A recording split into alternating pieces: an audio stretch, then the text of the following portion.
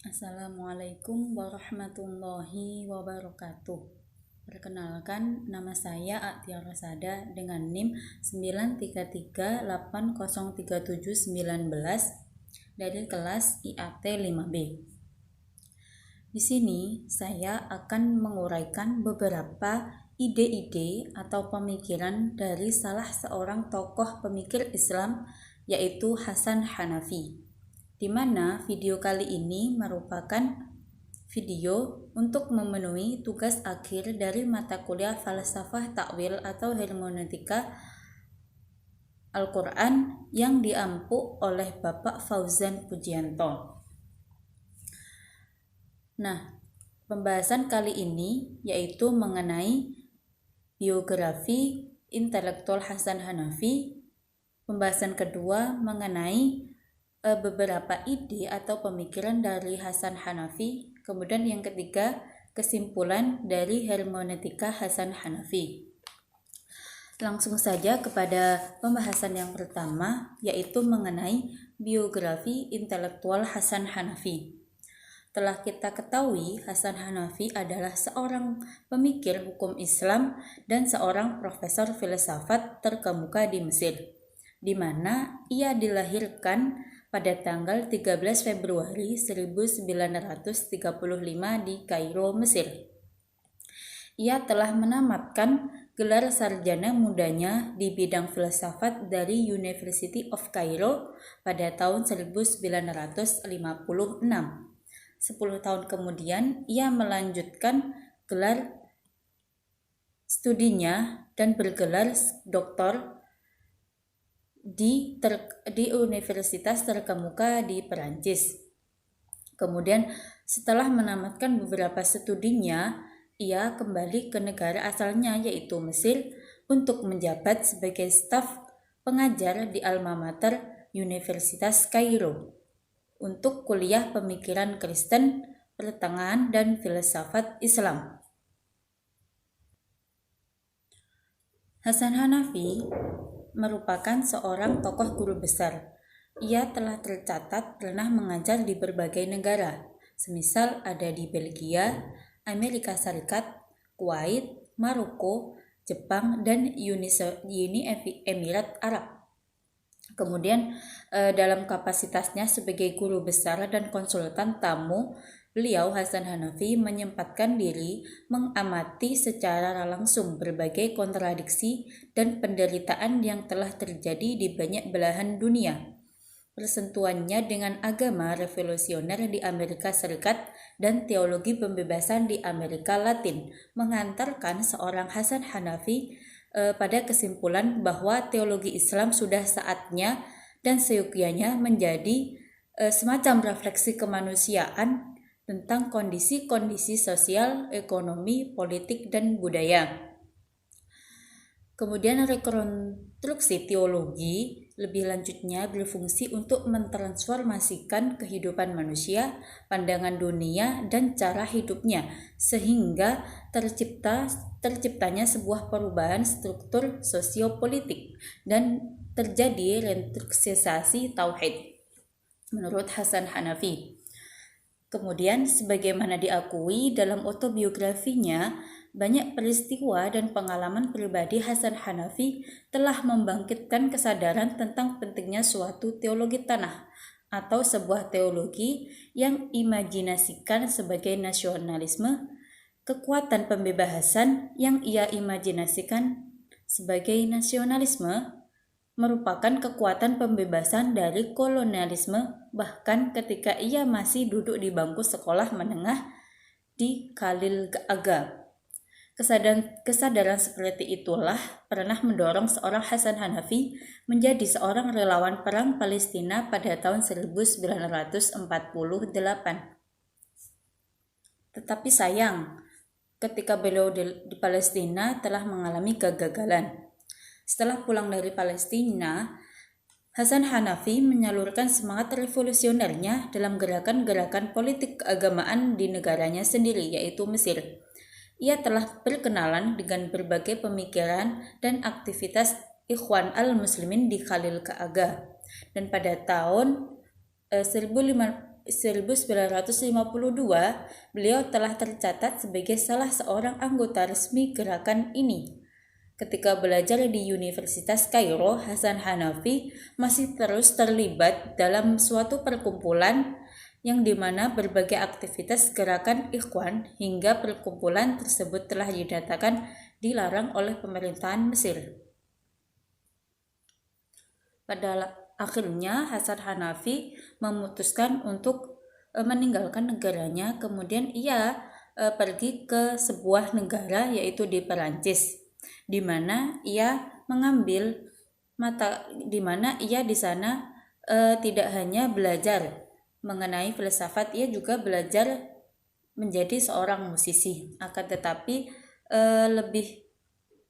tetapi beliau lebih mendalami pada filsafatnya.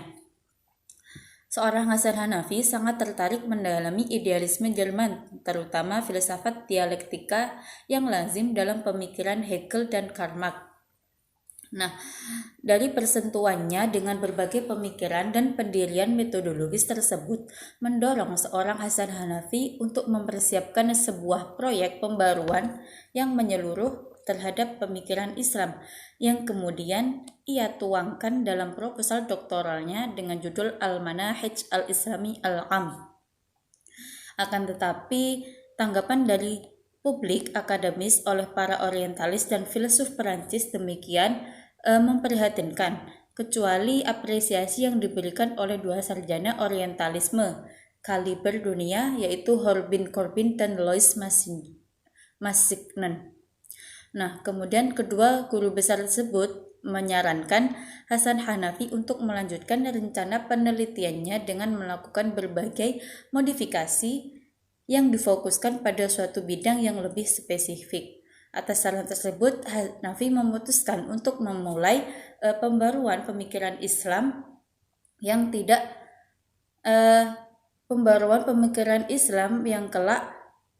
akan menjadi sebuah karangannya, yaitu At-Turath wa Al-Tajdid, dengan penelitian metodologis pemikiran Islam menurut para usuliyah.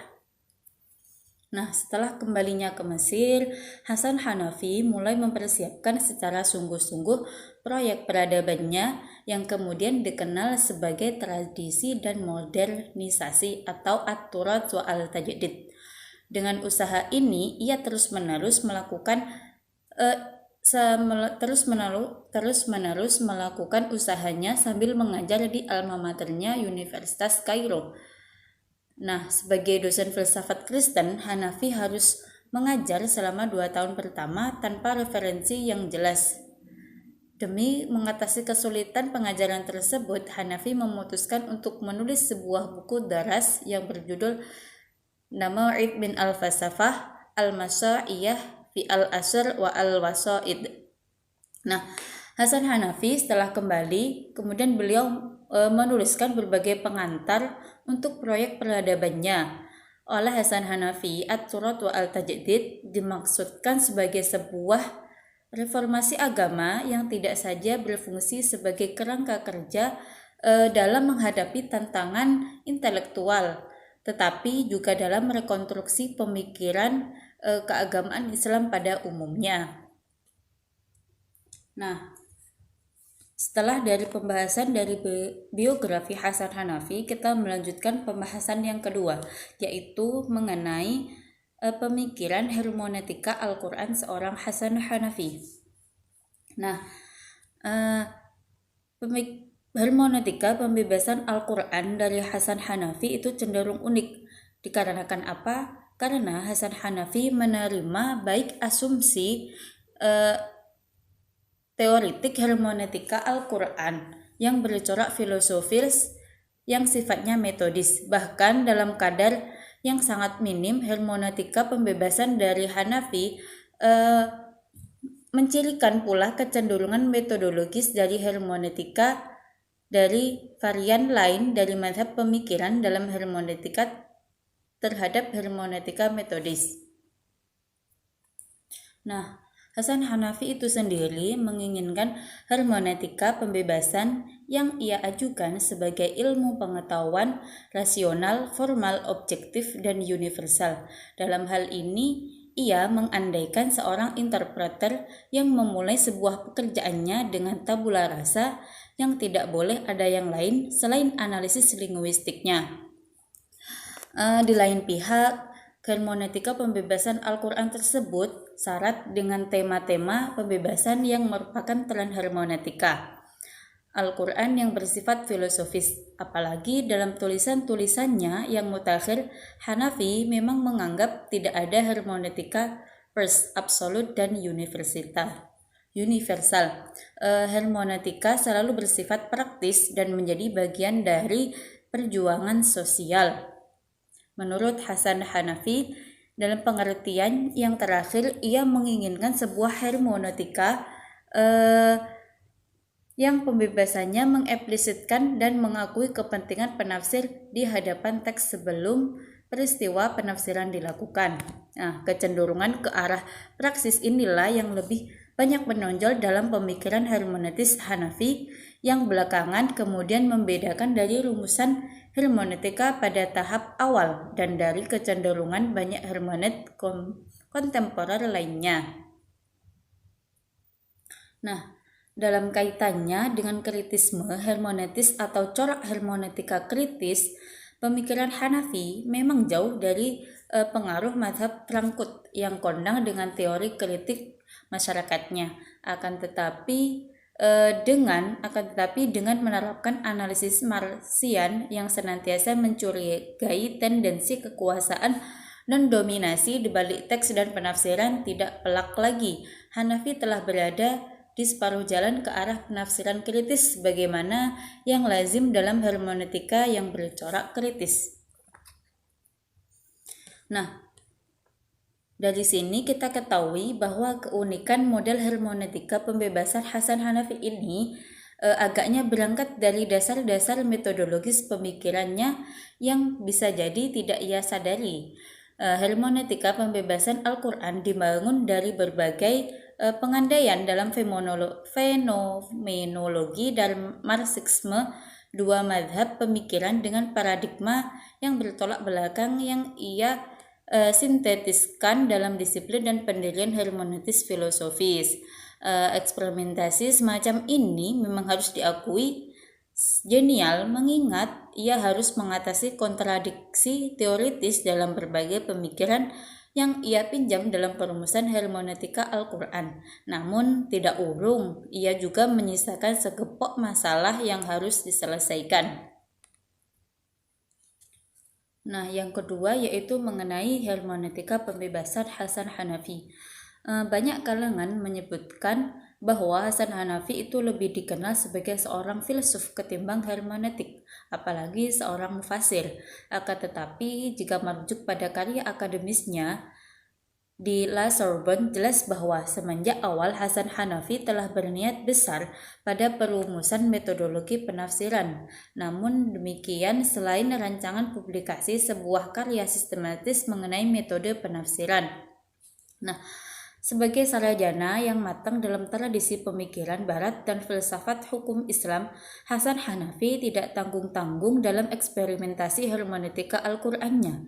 Ia membangun landasan pemikiran hermeneutis Al-Qur'annya di atas 4 pilar. Dari Hasanah klasik, ia memilih usul al-fiqh, sementara fenomenologi Marxisme di samping hermeneutika itu sendiri dari tradisi intelektual Barat.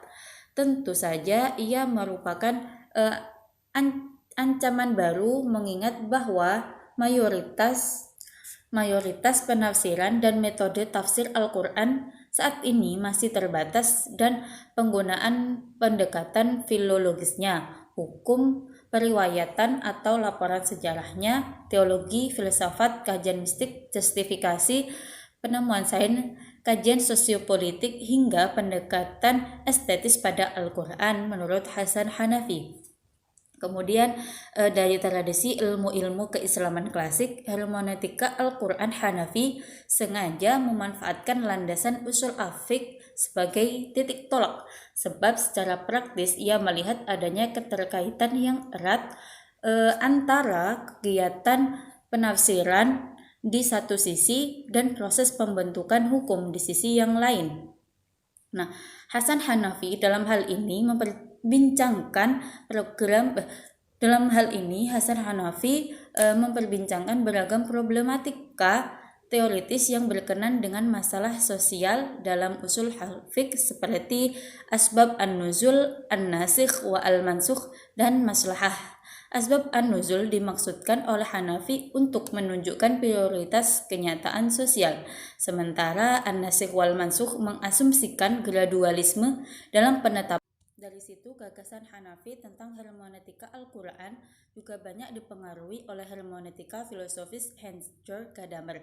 Salah satu ciri pokok pendekatan ini dalam kaitannya dengan penafsiran teks terletak pada anggapannya bahwa penafsiran tidak mungkin terbebas dari subjektivitas penafsir yang kemudian disebut dengan prapaham. Kemudian pembahasan yang ketiga yaitu mengenai kesimpulan dari hermeneutika Hasan Hanafi. Berbagai sumbangan metodologis di atas di satu sisi memang memperkaya muatan hermeneutika Al-Quran Hanafi, namun di sisi lain tidak urung menimbulkan banyak kontradiksi metodologis yang mungkin tidak ia sadari.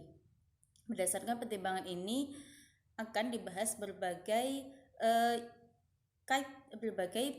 materi yang lebih mendalam tentang tema-tema teoritik dalam pembebasan Al-Quran, dalam teori pembebasan Al-Quran Hanafi. Dan perlu dicatat di sini bahwa pemikiran hermeneutika Al-Quran Hanafi harus dilihat sebagai proses perkembangan dari perjalanan intelektualnya dalam wilayah pemikiran dan pergulatan sosial di Mesir. Sekian dari saya. Wassalamualaikum warahmatullahi wabarakatuh.